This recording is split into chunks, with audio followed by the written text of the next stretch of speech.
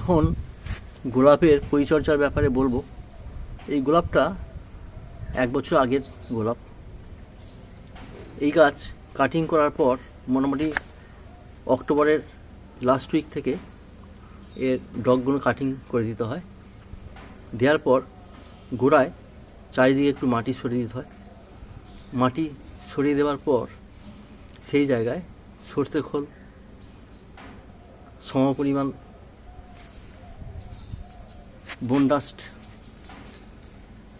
1 মুঠো করে, 1 মুঠো খোল, 1 মুঠো বোনডাস্ট, 1 মুঠো শিংকুচি দিয়ে মিক্সিং করে গোড়ার চারিদিকে দিয়ে 4 দিন 5 দিন রেখে তারপর মাটি চাপা দিয়ে দিতে হয়।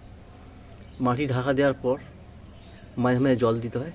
জল দিলে এটা নভেম্বরের মাঝামাঝি কুঁড়ি চলে আসে এবং নভেম্বরের লাস্টে এইভাবে ফুল দেখা যায়। যেহেতু এর ফার্টিলাইজার চার্জ করা আছে, সেহেতু এখন আর কোনো সার লাগবে না।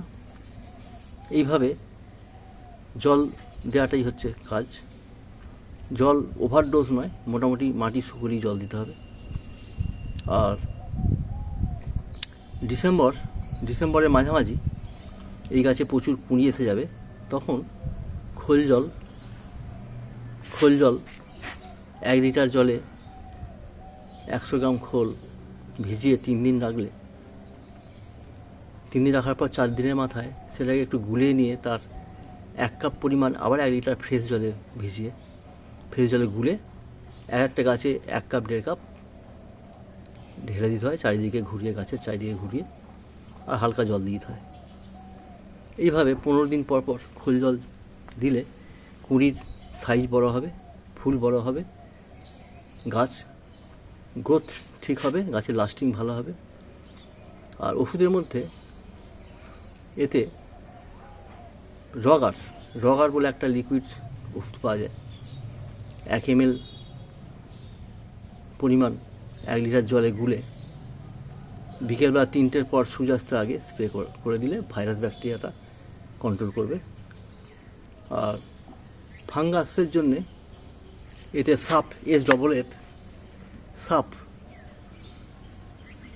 1 লিটার জলে 3 গ্রাম গুলে নিয়ে যদি স্প্রে করা হয় বিকেলবেলা সূর্যাস্তের আগে, তাহলে এই গাছের ফাঙ্গাসটা দমন করা যাবে আর রগারের মাধ্যমে ভাইরাস ব্যাকটেরিয়াটাও কন্ট্রোল করা যাবে।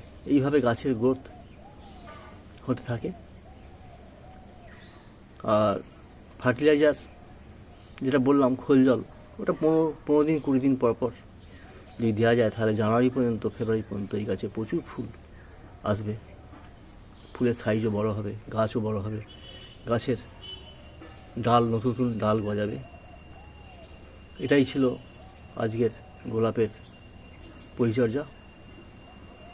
যদি ভিডিওটা ভালো লাগে তাহলে অবশ্যই শেয়ার করবেন, সাবস্ক্রাইব অবশ্যই করবেন, যাতে পরবর্তীকালে আরও পরিচর্যার ব্যাপারে আমি বলতে পারি, ভিডিও করতে পারি। ভালো থাকবেন, থ্যাংক ইউ।